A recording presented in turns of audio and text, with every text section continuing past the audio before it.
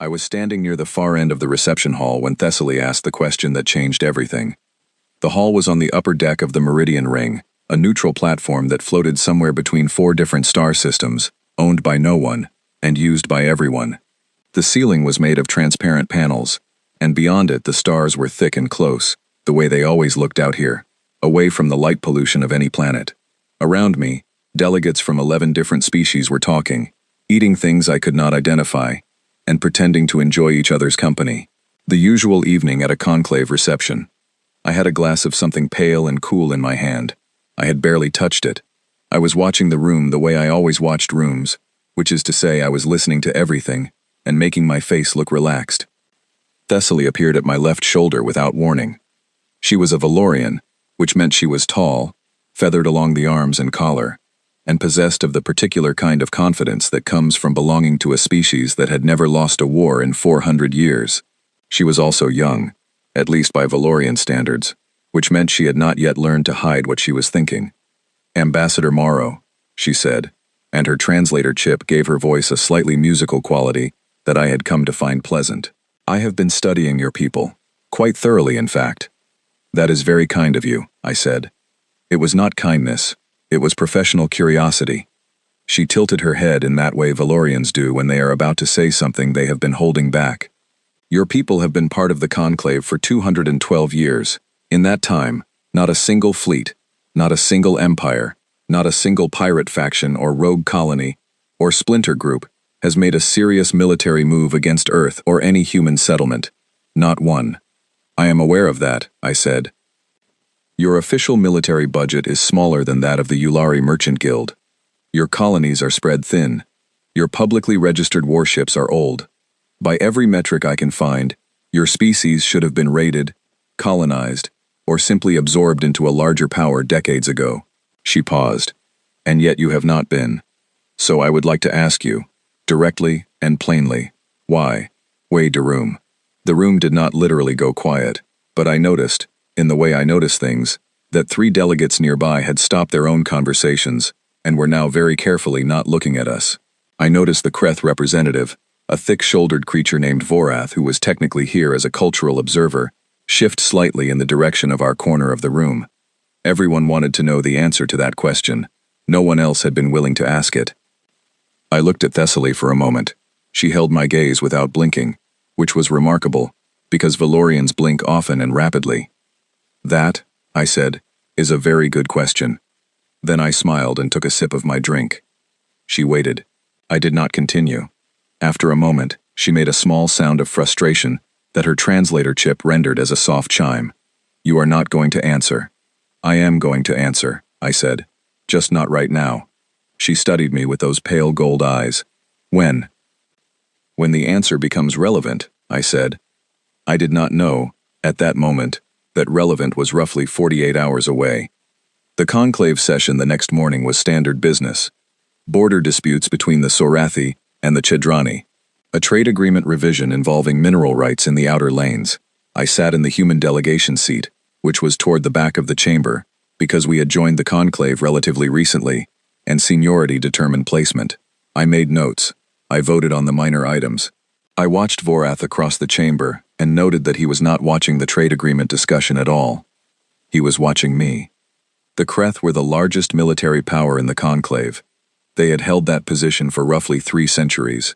They had earned it the way empires usually do, through a combination of superior technology, willingness to use it, and an institutional confidence that had, over time, begun to shade into something harder and less pleasant. They did not start wars. They did not need to. They made it clear that certain outcomes were non-negotiable, and other species adjusted their behavior accordingly. Every species except humans. Not because we had refused to adjust, because we had never been presented with a demand in the first place. Vorath had been watching us for years. I had read his intelligence reports, or what our people had been able to obtain of them. He was careful, methodical, and patient. He had been building a picture of humanity for a long time. He thought he was close to understanding us. I was fairly certain he was not. After the session, I walked to my quarters on the residential ring. My aide, a young man named Owen, fell into step beside me in the corridor. Owen was 26, from a city in the north of England. And he had the specific quality of a person who understood that most of his job was to be present and quiet at the right moments. "There is a communication flag on your terminal," he said. "From Earth Defense Coordination. Priority green." "Thank you, Owen." "Should I stay?" "No, thank you." He nodded and peeled off toward his own quarters. I went to mine, sat down, and read the flag. It was brief. A Kreth scout fleet, 7 vessels, had altered course in the outer lanes approximately 18 hours ago. The new heading was consistent with an approach to the Kepler-22 system, where humanity had its third-largest colonial settlement. 340,000 people, farmers mostly, some engineers, a university, 3 hospitals, good land and a mild sun. The fleet had not opened any communication channel. They had not filed an approach notice with the conclave, which was technically required. They were simply moving, steadily and without explanation, toward a place where human beings lived. I sat for a while, looking at the message. Then I sent one encrypted reply back to Earth Defense Coordination. 4 words. I want them contained. The response came back in 11 minutes. We see them. Good. I closed the terminal and went to find Thessaly. She was in the observation lounge on the upper ring, which was quiet at this hour, just 2 Sarathi delegates talking softly near the far window and the endless stars beyond the glass. I sat across from her without being invited and put my hands flat on the table. "I am ready," I said, "to begin answering your question." She looked at me with those steady eyes. "Something has happened." "Something is happening," I said. "Yes." She was quiet for a moment. "The Kreth." I did not confirm it. I did not need to. She was sharp, and she had clearly been keeping her own eye on fleet movements. She unfolded her hands on the table and looked at them, and for just a moment, she looked less like a diplomat and more like something younger and more uncertain. "How much trouble is my species in?" she said carefully, "if this goes badly for you?" "The Valorian home system borders Kreth territory on 2 sides," I said. "So that is a reasonable thing to be thinking about." "Ambassador." "Thessaly." I leaned forward slightly. "I am going to tell you some things about my people, things that are not in any file you have read, and when I am finished, I think your level of concern about the next few days will be somewhat different than it is right now." She looked at me for a long, still moment. "All right," she said. The stars moved slowly past the observation window, and I began to talk. I told her about Earth, not the diplomatic version, not the summary that appeared in conclave intake documents. I told her what Earth was actually like, and what human history was actually like, and what it had made us. I told her that every other species in the conclave, when it reached a certain level of development, had gone through a unification event. Some were driven by the discovery of an external threat. Some were driven by a biological or cultural instinct toward collective harmony. Some simply reached a point where cooperation was so obviously more efficient than conflict that it happened more or less naturally. Humans did not unify. Not like that. We fractured, we rebuilt, we fractured again. We built nations and tore them down. We signed agreements and broke them. We invented things specifically designed to end each other more efficiently, and then used those things and then rebuilt and invented again. We dropped the most destructive weapons we had ever made on our own cities, and then did not collapse. We kept going. We rebuilt. Twice. Then we kept building. Thessaly was very still. "The thing that every species misunderstands about us," I said, "is that they look at our history, and they see chaos.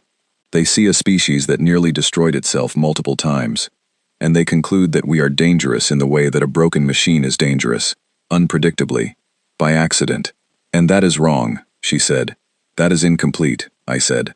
"We are dangerous the way a person is dangerous when they have been in enough difficult situations that they have stopped being surprised by them. We are not reckless. We are not suicidal. We are simply not intimidated by the prospect of things being very bad, because things have been very bad before, and we are still here." She was quiet for a moment. Outside, a service vessel drifted past the window, its running lights blinking in the dark. "You said there were things not in any file I had read," she said. "Yes." I paused. 40 years ago, approximately 40 years after first contact with the conclave, the major governments of Earth reached a quiet agreement. Not a military treaty, not a defense pact, something simpler than either. "What kind of agreement?" "A signal system," I said. and a decision about what to show and what not to show. She waited. When we first made contact with the conclave and began to understand how it worked, I said, our governments did not panic. They looked at the way other species behaved when threatened. They showed their strength. They deployed their biggest ships to the border. They wanted the other side to understand what they were facing. And our governments looked at that, and looked at our own history, and made a different decision. They decided not to show anything, Thessaly said slowly. They decided to let everyone assume they already understood us, I said. There is a difference. A species that is hiding, looks like it is hiding. A species that lets you believe you have seen everything, looks exactly like a species you do not need to worry about. One of those is a strategy. The other is a way of life. Thessaly stared at the table for a moment. Then she looked up. And the Kreth fleet is about to find out what happens when that assumption is tested, I said. She looked at me for a long time. The Sarathi delegates near the far window finished their conversation and left, and the room was suddenly very quiet. You are not worried, she said. It was not quite a question. I considered my answer carefully. I am attentive, I said. There is a difference.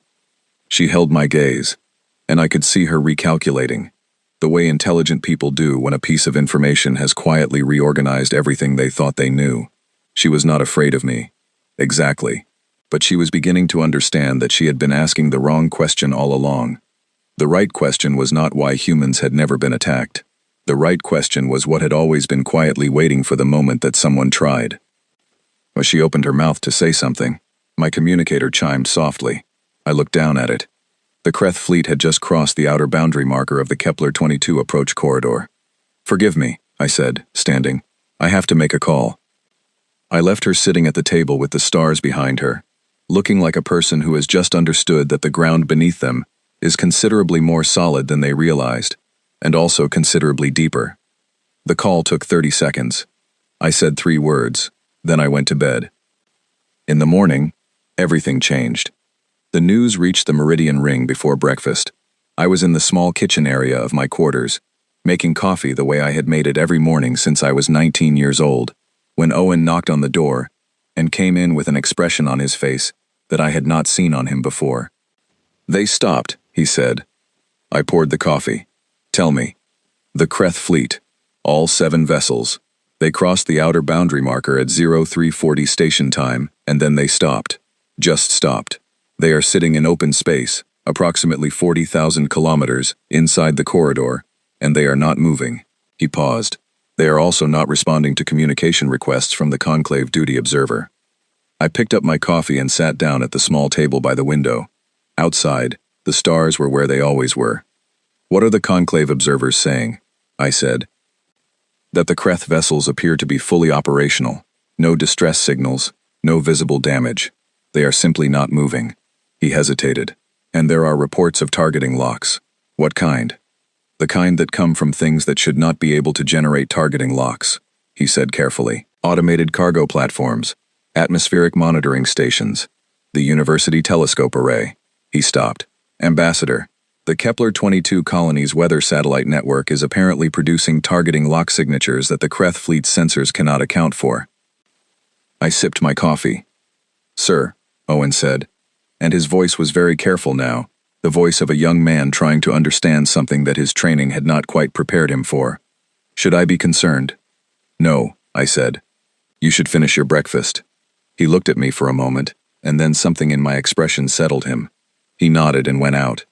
I finished my coffee, and then went to the conclave observation suite, which was already crowded. The observation suite was a tiered room with a large central display showing a live tactical feed from the Kepler-22 corridor.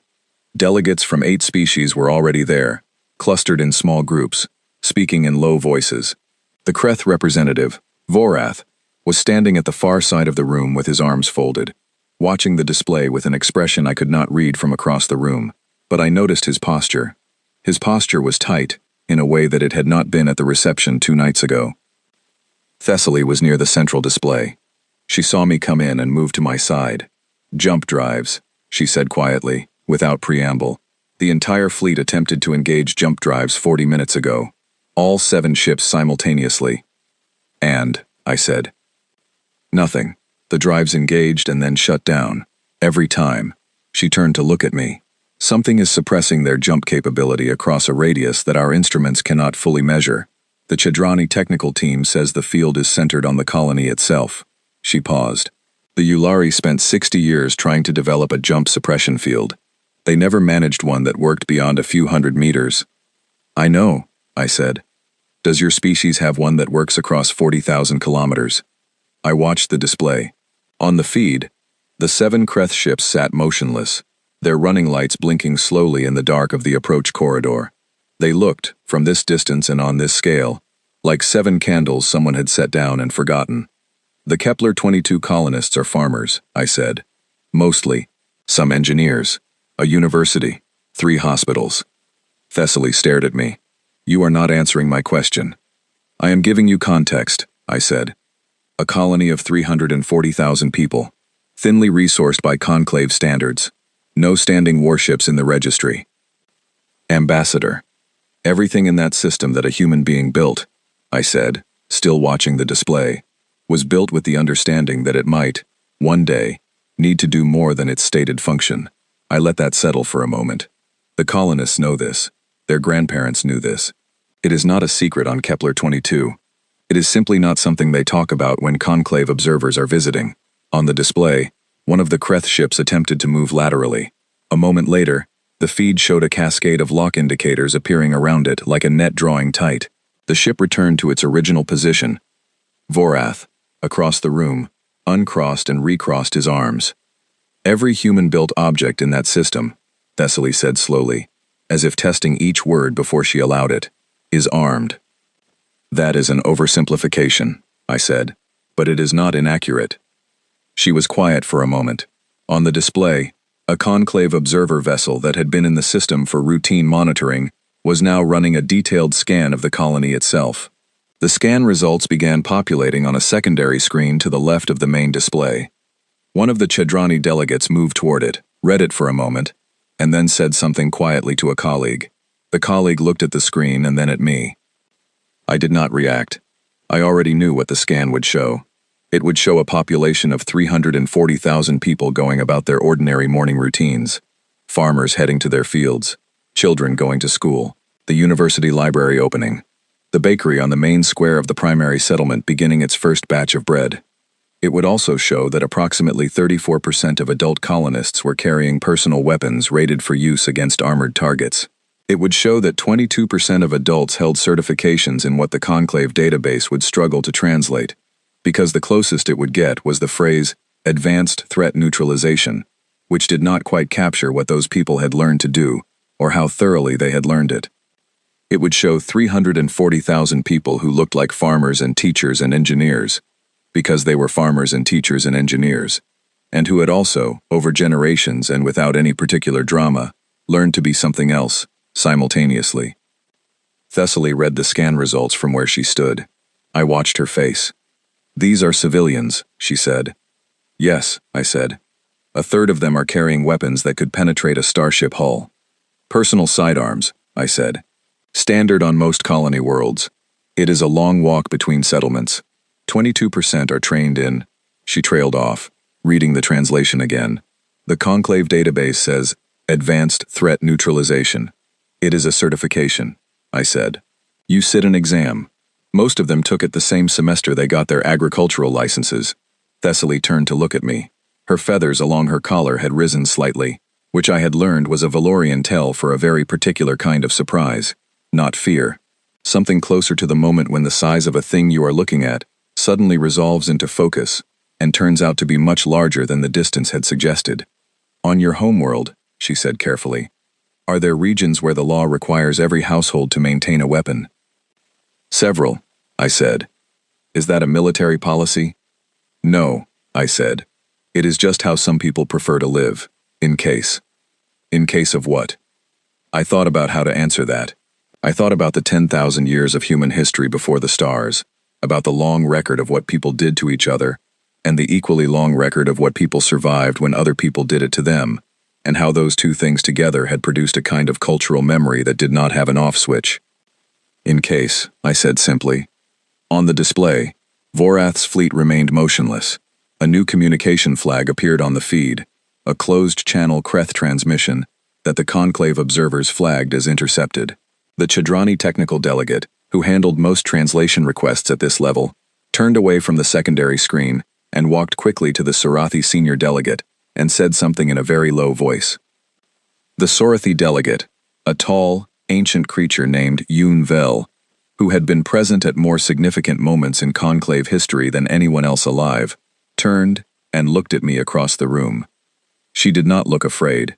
She looked the way she always looked, which was attentive and calm, as if history were a river she had been watching for so long that she had come to know its currents by feel. But she looked at me with a particular quality of recognition, the way you look at something you have suspected for a long time and are finally seeing confirmed. I gave her a small nod. She gave me a smaller one back. Thessaly, beside me, had not read the intercepted transmission, but she was watching the room, and she was piecing things together with the speed of someone who was very good at their job. "What did the transmission say?" she asked. "I have not read it officially," I said. "But, you know." I was quiet for a moment. On the display, a vessel appeared at the edge of the feed. It had decloaked approximately 200 meters off the port side of the Kreth flagship. It was large, very large, larger than anything in Vorath's fleet by a significant margin. It had no visible weapons. It simply appeared, as if it had been there the whole time, which it almost certainly had, and simply chose this moment to be seen. The room went completely silent. "How many of those do you have?" Thessaly said, very quietly. I watched the feed. "Thessaly," I said, "that is exactly the right question." On the display, a single calm human voice opened a channel to the Kreth fleet. The voice belonged to someone I had never met, some duty officer on Kepler 22 who had drawn the morning shift, and who now spoke into the open channel with the particular tone of a person for whom this was, professionally speaking, a Tuesday. "You are in the wrong lane," the voice said. "Do you need directions?" Vorath's fleet did not respond. After 47 seconds, the lead vessel began, very slowly, to turn around. No shots were fired. There were no casualties. The 7 ships moved in silence back the way they had come, out of the corridor, across the outer boundary marker, and away. I finished watching the feed and then I went back to my quarters and ate breakfast. Owen, I noticed, looked considerably more relaxed than he had an hour ago. He did not ask me any more questions. He simply made himself useful and quiet, the way he always did, and I appreciated that, and we sat together in the small kitchen, while the station moved through its slow rotation, and the stars outside the window shifted, degree by degree, the way they always did. Later that morning, I received the intercepted Kreth transmission through official channels, via the Chadrani translation team, via the Conclave Secretary's office, in the proper order and format. It was brief.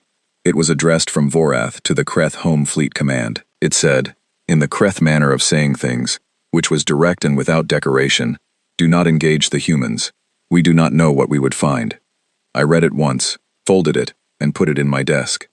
Then I thought about Thessaly's original question, which I still had not fully answered. I thought about how to answer it, and how much of the answer was something to be proud of, and how much of it was something more complicated than pride. I did not reach a conclusion that morning. I rarely reached conclusions quickly.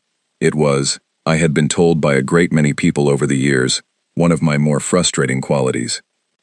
I decided to reach it later, and went to read the next round of conclave correspondence. Ewan Vel found me that afternoon in the conclave library, which was the one place on the Meridian Ring where most delegates did not go, because most delegates preferred rooms with more people in them. The library was quiet, lit softly, and smelled of the recycled air that all space stations share, which is a smell I have always found oddly comforting.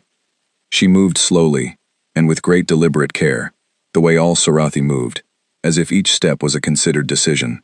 She was 411 years old, or approximately that, because Sorathi did not track years the way other species did. She had been at the conclave longer than any other delegate, by a considerable distance. She had been present when humanity first made contact with the galactic community, and had sat in the intake session where we were formally introduced. She told me once that she had found us baffling from the first moment. She sat across from me without preamble, which was her way. "The Kreth fleet has withdrawn fully," she said, "as you are aware." "Yes," I said. "Vorath has filed a complaint with the Conclave Secretary's office." He is claiming the Kepler-22 colony was in violation of the Conclave Arms Transparency Protocol. She settled her long hands in her lap. This claim will not be successful because the Arms Transparency Protocol only applies to registered warships and your colony has none. But the filing is interesting in itself. He is embarrassed, I said. He is rethinking, Yunvel said. Which is more significant? She looked at me with her dark, half-lidded eyes. I have been watching your species for 200 years, Ambassador Morrow. I have a perspective that most delegates do not. I know, I said. The others look at what happened this morning, and they believe one of two things, she said. Either they believe that humans are cautious predators who have been patiently hiding their capabilities and are now revealing themselves, or they believe that you became very lucky today and that the situation reflects a cleverly placed trap. She paused. Both of those interpretations are wrong. I watched her. What is the correct one? Your people are not hiding strength, she said. You are hiding the fact that what others call strength is, for you, simply the natural condition. You do not maintain it through policy or program. You maintain it because your history never gave you the choice to set it down. She was quiet for a moment. That is what frightens them, when they begin to understand it.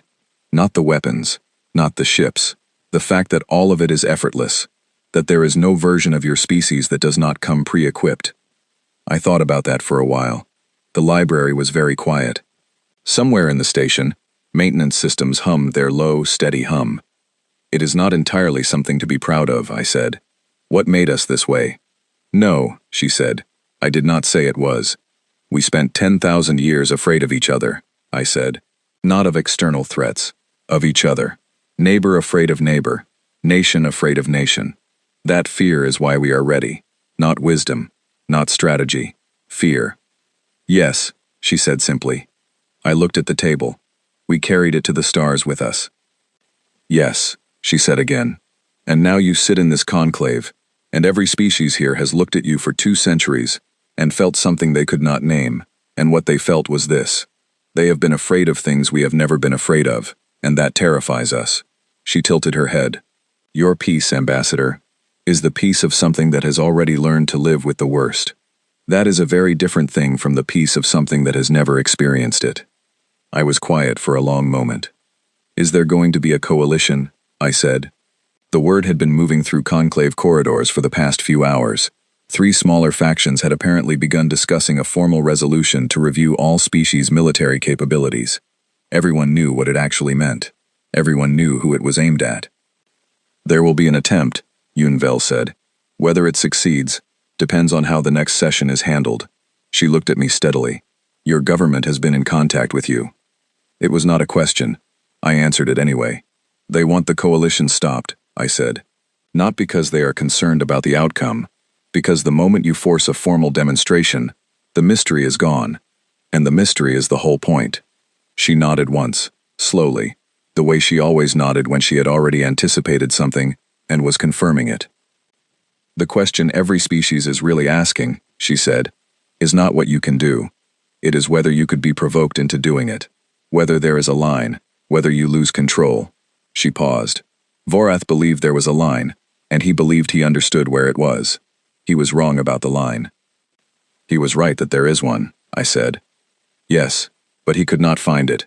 And that, she said, standing slowly, with the careful movement of someone who had lived long enough to move carefully, is exactly what they need to keep believing. She left the library without another word. I sat for a while in the quiet, with the recycled air and the soft light, and I thought about what she had said. I thought about home, about a planet that had produced both symphonies and terrible weapons, sometimes in the same century, sometimes in the same city, sometimes by the same people. About a species that had never entirely been at peace with itself, and had gone to the stars carrying that fact like a stone in its pocket, heavy and constant, and so familiar that most of us had stopped noticing the weight. I thought about the 340,000 people on Kepler-22 who had woken up this morning and gone about their lives and had, somewhere in the background of those ordinary lives, without drama or announcement, helped stop a fleet from crossing a line. Farmers, teachers, engineers, and other things simultaneously. I thought about Thessaly's question, which I still had not finished answering. I thought about what the full answer was going to cost, to say out loud, in the conclave chamber, to a room full of species who were trying to decide what to do with the fact of us. Then I got up, put the thoughts away for the moment, and went to prepare for the next session. The corridor outside the library was busy. Delegates passed in small groups, speaking in the tight, rapid way that meant information was moving. I caught fragments as I walked. The word coalition, the word review, the word humans, repeated in several different languages, with several different inflections. Some of them were curious. Some were something else. Owen fell into step beside me as I turned toward the delegation wing. "The coalition resolution has been formally submitted," he said quietly. 3 sponsors. 9 co-signatories so far. "Who are the co-signatories?" I said. He told me. I listened without reacting. 2 of the names surprised me slightly. The rest did not. "Has the scheduling office placed it on the agenda for the full session tomorrow?" "Yes, sir." I walked for a moment in silence. The station continued its slow rotation around us. The stars outside the corridor windows shifted a few degrees. "Owen?" I said. "Sir, get some sleep tonight. Tomorrow is going to be a long day." He nodded and veered off toward his own quarters. I continued down the corridor, past other delegates who watched me with various expressions, past the observation windows and the endless stars, toward my own door and the quiet room beyond it. I sat at my desk for a while. I did not read correspondence. I did not review the coalition resolution. I thought about what I was going to say tomorrow, and how to say it, and whether saying it clearly enough to be persuasive would mean saying it in a way that gave too much away. There was a version of tomorrow that went well, and a version that did not. In the version that did not go well, humanity would be required to demonstrate something in front of the entire conclave, and the mystery that had kept the peace for 200 years would be gone, and everything after that would be different in ways that were difficult to predict but easy to worry about. In the version that went well, I would have to stand in that chamber and tell the truth about my species, openly and completely, in a way that I had never done before. I was not sure which version I was more prepared for. I made myself a cup of tea, which I did not drink, and went to bed. I lay in the dark and listened to the hum of the station, and I thought, as I often did in quiet moments, about all the humans who had ever stood in a hard place and found that they were more ready than they had expected to be. That was also part of the inheritance, not just the weapons and the training and the quiet systems and the long memory. The readiness itself, the capacity to be in a difficult moment and not break, was something that had been built over centuries of difficult moments, and it was in us whether we were thinking about it or not. I thought, tomorrow I will stand up and I will say what needs to be said. And then I went to sleep. The coalition resolution was listed 4th on the formal agenda for the morning session. I arrived early and sat in the human delegation seat and watched the chamber fill. Vorath was present, which I had not been certain he would be, seated in the Kreth observer position with the same careful, tight posture I had noticed 2 days ago. Thessaly was in the Valorian seat, and when I caught her eye, she gave me a look that I could not fully interpret, but that felt like someone steadying themselves before something important. Ewan Vel was in the Sarathi seat, which was at the front of the chamber, near the center, because the Sarathi were the oldest continuous member of the conclave, and seniority determined placement. She looked the way she always looked, calm, attentive, very old. The session moved through the first 3 agenda items with a speed that suggested nobody was interested in those items. Then the moderator announced the coalition resolution, and the chamber went very still, the way a room goes still when everyone in it has been waiting for a particular moment and it has arrived. The lead sponsor, a Chedrani delegate named Vessel 7, read the resolution aloud. It was politely worded. It called for a mutual capability review of all conclave member species, to be conducted in the spirit of transparency and collective security. It noted that recent events had raised questions that the existing framework had not been designed to address. It did not mention humans by name. It did not need to. When Vessel 7 finished reading, the moderator opened the floor for response. I stood up. There was a particular quality to the silence that followed. It was the silence of 212 years of a question that had never been answered out loud, finally being given its moment. I looked around the chamber. I did not use prepared notes. I had written some, the previous night, and then set them aside, because the prepared version of what I wanted to say was not the right version. I would like, I said, to answer a question that was asked of me 3 days ago, at a reception on this station. by a colleague I have come to respect. Thessaly, in the Valorian seat, was very still. The question was simple, I said. Why has no species in this conclave ever seriously moved against humanity? Not in 200 years. Not once. I paused. I have been thinking about how to answer it, and I have decided the most useful thing I can do is simply tell the truth. The chamber was quiet enough that I could hear the ventilation system. Humanity is not hiding, I said. We are not concealing a secret military capability that we have been planning to reveal at a strategic moment. We have no grand design. What we have is something considerably harder to explain, which is a people shaped by 10,000 years of difficulty. I paused.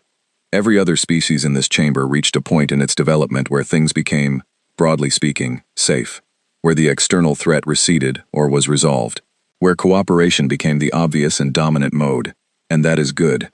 That is the right way for things to go. I let that sit for a moment. Humans had a different experience, I said. The difficulty did not come from outside. It came from within. From us. From our own choices and our own conflicts and the long, expensive, terrible record of what we were capable of doing to each other. We never had a moment where the threat resolved, because we were the threat. And so we never stopped preparing, because what we were preparing for was not some external enemy. It was the simple possibility that tomorrow might be as hard as yesterday. I looked at Vessel 7. The capability you are trying to review, I said, does not exist separately from us. It is not a program. It is not a fleet or a technology. It is 340,000 farmers on Kepler-22 who learned, as their parents learned, as their grandparents learned, that the world requires them to be ready, and who built that readiness into their daily lives without any particular drama, the same way they built their homes and planted their fields. I looked at Vorath. It is the fact that the most dangerous thing about my species is not any specific weapon or any specific ship. It is that we do not have an off switch. We do not reach a point of sufficient safety and relax. We have never found that point. Perhaps we never will. I looked at Yunvel. And it is the fact that we know this about ourselves. We have known it for a long time. It is part of why the Quiet Accord was made, 40 years after first contact. Not because we wanted to deceive anyone, because we understood, from our own history, that a threat which cannot be measured, cannot be calibrated against, and a species that is impossible to calibrate against, is not a species that any sensible actor wants to provoke. I looked back at the center of the chamber. The coalition resolution asks for a review in the spirit of transparency, I said. I am going to be transparent. Humanity has prepared for the possibility of conflict since before we had the word for it. We are still preparing. We will continue to prepare. Not because we want war. We want it less than any species in this room, because we have more experience of what it costs. I paused. But we have never been a people that stopped being ready. And the honest answer to why no one has moved against us in 200 years is not that we are hiding something. It is that everyone who looked closely enough saw a species that would simply never stop. The chamber was very quiet. I would ask the coalition sponsors, I said, to consider what a formal capability review would actually produce. It would produce a number, a specific, documented, formally recorded number. And that number, whatever it is, would be the thing every potential aggressor in this galaxy would spend the next century trying to plan around. I let that sit. Right now, there is no number. There is only uncertainty. And uncertainty, as I believe this chamber understands, is the most effective deterrent that has ever existed. I sat down. The room did not burst into noise. It stayed quiet for a moment longer than was comfortable, and then it slowly, cautiously, began to fill with sound. The vote, when it came, was close. Closer than I had hoped. Closer than Yunvel had predicted, though she told me afterward that she had predicted it would be close, and had simply not wished to add to my preparation burden. The coalition resolution failed by 7 votes. Yunvel's Sarathi bloc voted against it, all of them, in the silent, unified way the Sarathi always voted. 3 other species voted against it for reasons I understood to be essentially practical. They did not want to find out what the number was either. Afterward, as the chamber emptied, Vorath walked past me without stopping. He did not look at me, but he slowed, just slightly, for a fraction of a second, and I understood that as the closest thing to an acknowledgement he was going to offer. I stood and collected my things and walked out of the chamber. Thessaly was waiting in the corridor. She looked different than she had 3 days ago at the reception. She had the look of someone who had gone into a situation expecting one thing and come out the other side carrying something heavier and more complex. Not unhappy, but carrying more than before. "I have been thinking," she said, "about everything you have told me since the reception." "I know," I said. "I think I was asking the wrong question from the beginning," she said. "I asked why no one attacks you. But the real question is what happens inside your species when someone does. Not to them, what happens to you." I looked at her for a moment. "We win," I said. "Yes, I understand that now." She was quiet for a moment. "But who are you after?" I did not answer immediately. It was, I thought, the most honest question anyone had asked me in a very long time. It was the question I had been sitting with since the previous night, in my quiet quarters, in the dark. "That," I said finally, "is something we think about." She held my gaze. "Good," she said. "I am glad you think about it." We stood in the corridor for a moment, the station humming around us, the other delegates moving past in their groups, the ordinary traffic of a diplomatic station on an ordinary morning that had not, in the end, turned into anything catastrophic. "If something came," Thessaly said then, quietly, as if she were thinking out loud rather than speaking to me. "Something from the outer reaches, something none of us had seen before, and none of us understood, and all of us were afraid." "Yes," I said. "I would want to be standing next to a human," she said. I thought about that.